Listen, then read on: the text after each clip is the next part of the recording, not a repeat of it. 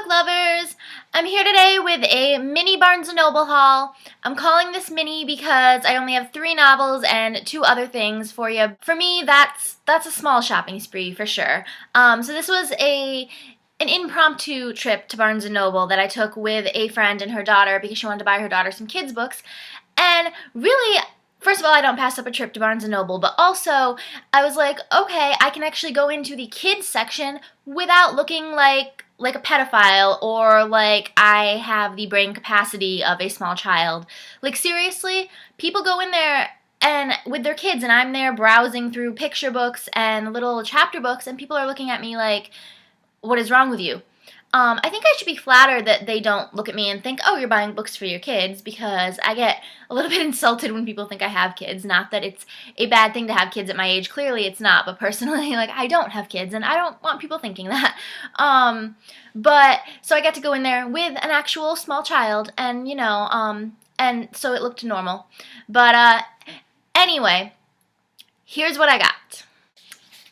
Crash and Burn by Michael Hassan. I found this in the new releases and I'm so excited about it. I already started reading it, but I'm not going to really talk about what it is because I'm going to talk about it in my next video, my First Line Friday video that I'm going to film after this. So if you want to know what this is about, check that video out after. Then we have Beautiful Darkness by Kami Garcia and Margaret Stohl. This is the sequel to Beautiful Creatures, which I'm sure most of you know. I recently read Beautiful Creatures, not that recently, but right before the movie came out, and I really enjoyed it. I wasn't too sure that I would, but I did. But I'm iffy. I tend to start fantasy or paranormal or whatever. I tend to start those series and enjoy the first book and for some reason not really feel like reading the next one. But, the paperbacks are out now, so it was there, and I mean, it's a really pretty cover, so I bought it because eventually I'll continue the series. Yeah. Then I have Kiss Me Again by Rachel Vale, which is the sequel to If I Kiss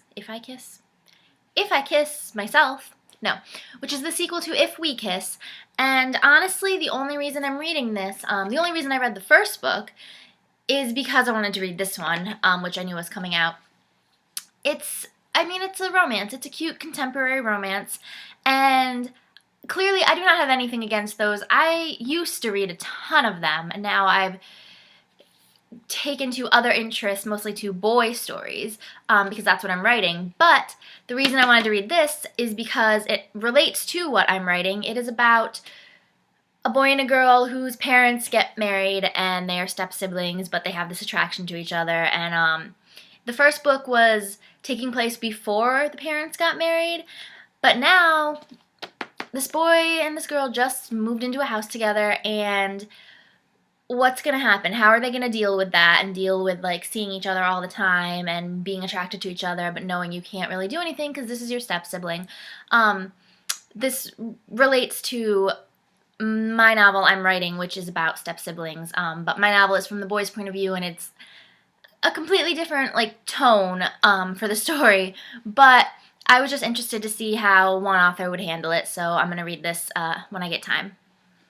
Now, I'm really excited about this one. The Wizard of Oz. I know.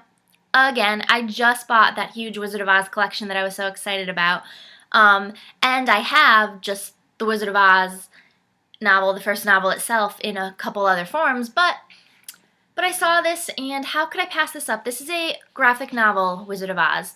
I mean, it's gorgeous. Look how just beautiful this is, and obviously this won't take me long to read, so I'm really excited, but I don't know, it looks pretty cool. It looks like quite a bit different.